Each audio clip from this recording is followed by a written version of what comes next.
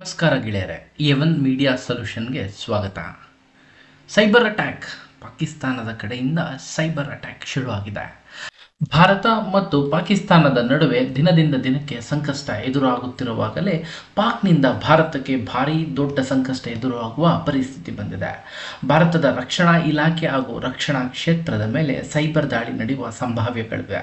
ಇದರಲ್ಲಿ ಭಾರತದ ಸೂಕ್ಷ್ಮ ಮತ್ತು ಅತಿ ಸೂಕ್ಷ್ಮ ಮಾಹಿತಿಗಳು ಸೋರಿಕೆಯಾಗುವ ಆತಂಕ ಎದುರಾಗಿದೆ.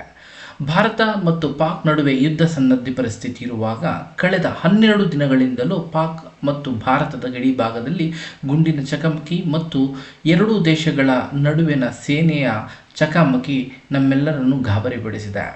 ಅಲ್ಲದೆ ಭಾರತೀಯ ಸೇನೆಯು ಯುದ್ಧ ಶಸ್ತ್ರಾಸ್ತ್ರಗಳ ಪರಿಶೀಲನೆ ಹಾಗೂ ಎಚ್ಚರಿಕೆಯನ್ನು ಪರೋಕ್ಷವಾಗಿ ನೀಡುತ್ತಿದೆ. ಆಗಿದ್ದರೂ ಇಂತಹ ಸಂದಿಗ್ಧ ಹಾಗೂ ಸೂಕ್ಷ್ಮ ಸಂದರ್ಭದಲ್ಲಿ ಪಾಕ್ನಿಂದ ಅತ್ಯಂತ ದೊಡ್ಡ ಸವಾಲು ಸೃಷ್ಟಿಯಾಗುವ ಆತಂಕ ಇದೆ. ಯುದ್ಧ ಭೀತಿಯ ಸಮಯದಲ್ಲೇ ಪಾಕ್ ಮೂಲದ ಹ್ಯಾಕರ್ಗಳಿಂದ ಭಾರತದ ಸೂಕ್ಷ್ಮ ವಿಷಯಗಳಿಗೆ ಹಾನಿಯಾಗುವ ಎಲ್ಲ ರೀತಿಯ ಸಂಭಾವ್ಯ ಇದೆ ಎಂದು ಹೇಳಲಾಗುತ್ತಿದೆ.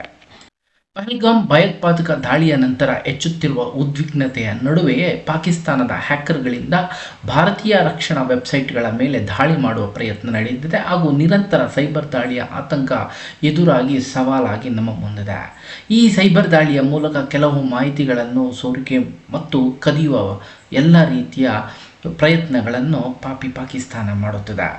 ಸೋಷಿಯಲ್ ಮೀಡಿಯಾ ಎಕ್ಸ್ನಲ್ಲಿ @ಪಾಕಿಸ್ತಾನ್ ಸೈಬರ್ ಫೋರ್ಸ್ ಎನ್ನುವ ಖಾತೆಯಿಂದ ಟ್ವೀಟ್ ಮಾಡಲಾಗಿದ್ದು, ಈ ವಿಚಾರವು ಭಾರೀ ಚರ್ಚೆ ಮತ್ತು ಆತಂಕಕ್ಕೆ ಕಾರಣವಾಗಿದೆ. Manohar Parrikar institute for defence studies ಸೇರಿದಂತೆ ವಿವಿಧ ಸಂಸ್ಥೆಗಳ ಮೇಲೆ ಸೈಬರ್ ಅಟ್ಯಾಕ್ ಮಾಡಲಾಗಿದೆ ಎಂದು ಹೇಳಲಾಗುತ್ತದೆ. ಅಲ್ಲದೆ ಈ ಸಂಸ್ಥೆ ಸೇರಿದಂತೆ ಕೆಲವು ಪ್ರಮುಖ ಮಾಹಿತಿಗಳನ್ನು ಪ್ರಮುಖ ಡಿಪಾರ್ಟ್ಮೆಂಟ್ಗಳಿಂದ ಕಳವು ಮಾಡುವ ಪ್ರಯತ್ನ ಪಾಕಿಸ್ತಾನದ ಕಡೆಯಿಂದ ನಡೆಯುತ್ತಿದೆ. ಈ ಒಂದು ಯುದ್ಧ ಮತ್ತು ಸೈಬರ್ ಅಟ್ಯಾಕ್ನ ಸಂದಿಗ್ಧ ಪರಿಸ್ಥಿತಿಯಲ್ಲಿ ಸಾರ್ವಜನಿಕರಾದ ನಾವು ಏನೆಲ್ಲ ಪ್ರಿಕಾಷನ್ಸ್ಗಳನ್ನು ತಗೋಬೇಕು ಅಂತ ತಿಳಿಯೋಣ. ನಾವು ಬಳಸ್ತಕ್ಕಂಥ ಫೋನ್, ಕಂಪ್ಯೂಟರ್ ಅಪ್ಲಿಕೇಶನ್ಗಳು ಕೂಡ ಎಲ್ಲ ರೀತಿಯ ಲೇಟೆಸ್ಟ್ ಅಪ್ಡೇಟ್ಸ್ ಬಂದಿದೆಯಾ ಅಂತ ವೆರಿಫೈ ಮಾಡಿಕೊಳ್ಬೇಕು.